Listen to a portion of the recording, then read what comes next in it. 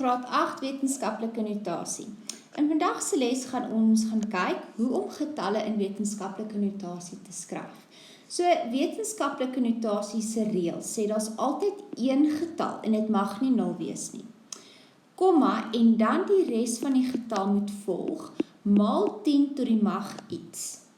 So as ons gaan kyk na 'n voorbeeld soos 315, as ek dit as wetenskaplike notasie moet skryf, moet ek my eerste getal gaan skryf met 'n komma en dan gaan ek my 15 na die tyd gaan skryf. Dan het ek maal 10 tot die mag. Okay? So ek het die komma opgeskuif. Die komma was mos oorspronklik hierso gewees. Die komma het 2 plekkies opgeskuif. So dit word 10 tot die mag 2. En hoe ons besluit of dit positief of negatief gaan wees, ons kyk na 315 en dit is groter as 3,15. Dit beteken my eksponent moet positief wees. Kom ons sê ek het 0,0256. As ek dit in wetenskaplike notasie moet gaan skryf, moet ek skryf 2,56 want 0 tel nie, dit moet 'n getal wees. Maal met 10 tot die mag, nou moet ons gaan kyk hoeveel keer het hy opgeskuif. 1, 2. Hy het 2 keer opgeskuif.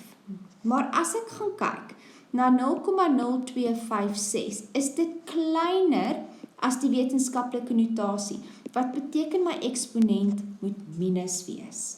Okay, so om te recap, as my oorspronklike getal groter is as die getal in wetenskaplike notasie, moet my eksponent positief wees.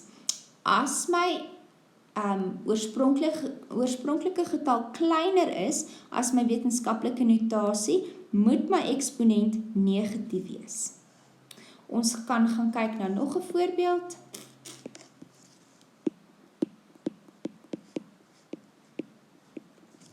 As ek hierdie gaan skryf in wetenskaplike notasie, is dit altyd een getal, 3, en dan die res van die getal.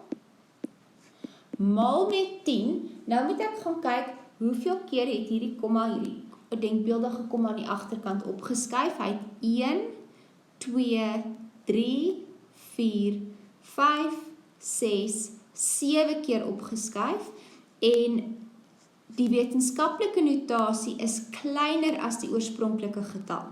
Dit beteken my eksponent moet positief wees. So ek is klaar.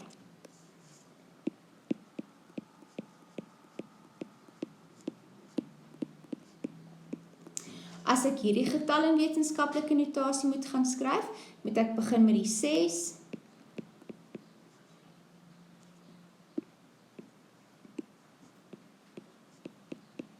Nou moet ek gaan kyk hoeveel keer het hierdie komma opgeskuif. 1, 2, 3, 4, 5, 6, 7. Hy het 7 keer opgeskuif. Maar my wetenskaplike notasie is baie groter as die oorspronklike getal, so ek moet 'n minus voor dit gaan skryf.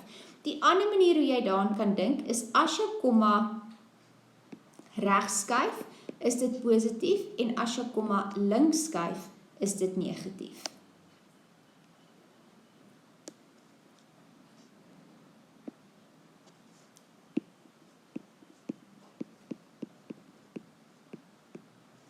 In hierdie geval moet ek nog steeds net een getal hê. Maar nou moet ek mooi gaan kyk hoeveel keer het my kommas opgeskuif. Hy het 1, 2 keer opgeskuif. So hy het nie van die agteraf begin nie, omdat daar al klaar 'n komma hierso was. En dit is my antwoord.